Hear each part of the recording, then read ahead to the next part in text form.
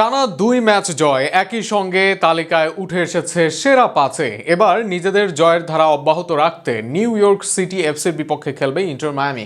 যে ম্যাচে জয় পেলে তালিকায় আরও এক ধাপ উপরে উঠবে তারা, আর সেখানেই মেসিকে নিয়ে শক্তিশালী একাদশ নিয়ে মাঠে নামবে ইন্টার মায়ামি। সব মিলিয়ে নিউ ইয়র্ক সিটি এফসির মায়ামির পরবর্তী ম্যাচ ও সম্ভাব্য একাদশ নিয়ে বিস্তারিত থাকছে প্রতিবেদনে।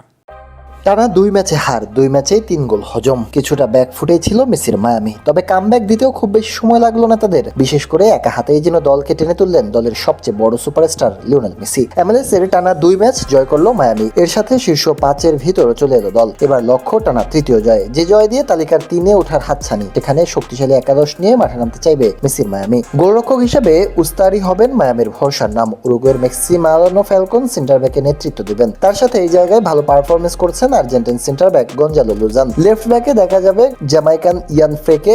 এই জায়গায় আর্জেন্টাইন ওয়েগান্ট থাকলেও ফ্রে এর খেলার সম্ভাবনাই অধিক। আর শেষ কয়েক ম্যাচে লেফট উইং এ খেললেও নিজের সহজাত লেফট ব্যাকে আসছেন জর্দি আলবা। মাঝমাঠে সাবেক বার্সা তারকা জর্দি আলবার সাথে আছেন মেসির জাতীয় দলের সতীর্থ রদ্রিগো দি পল।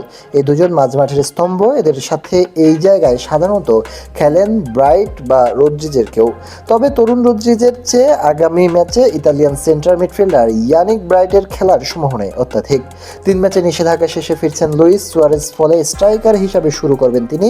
সুয়ারেজের ফেরায় রাইট উইং এ যাবেন লিওনেল আন্দ্রেস মেসি। এই দুই একসাথে থাকায় শক্তিশালী হবে অ্যাটাক। এদের সাথে লেফট উইং এ দেখা যাবে তাদের আলেনদেকে। এই মৌসুমে মায়ামির হয়ে ১২ গোল আলেনদের।